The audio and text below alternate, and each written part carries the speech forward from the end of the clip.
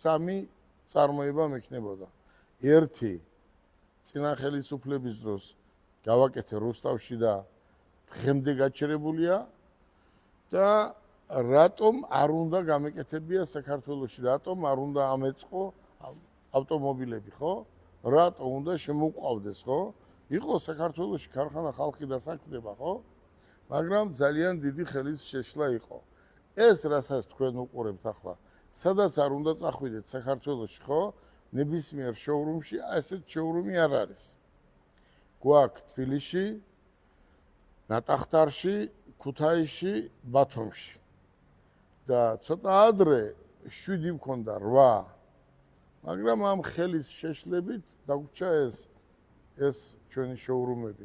სამომავლო ჩემი გეგმა მაინც არის ცხოვრების ბოლომდე ავტოქარხანა რო გავაკეთო. ამაზე მე უკვე საუბრობ, მოლაპარაკებულები ვართ.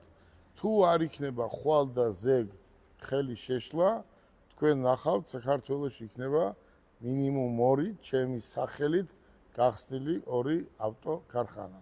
ეს მანქანა ვიყიდე, გავყიდე, არ არის პრობლემა. უბრალოდ თავარი არის საქართველოში იყოს წარმოება.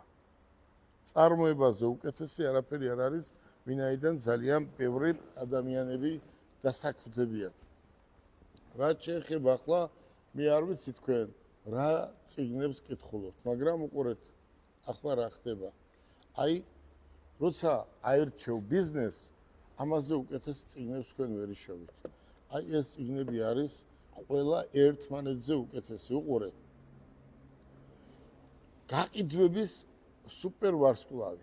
აი ეს წიგნია შესასწავლი. შენ თუ გინდა რომ ბიზნესი ისწავლო, ყველაფერი არის გაყიდვა. აი ეს წიგნი უნდა ისწავლო. მეორე არის გეუბნება ადამიანი. ამერიკელები გეუბნებიან რომ მე შეცდომა დაუშვიო და აი ეს წიგნი იმიტომ გამოუშვიო და იმიტომ დავწერეო, რომ შენ შეცდომა არ დაუშვაო. აი ამიტომ ქვია მას შეჭამე ბაყაყი. არის ის ახლა 60%-მა რა არისო, რას ქვია შეჭამე ბაყაყი რა არის?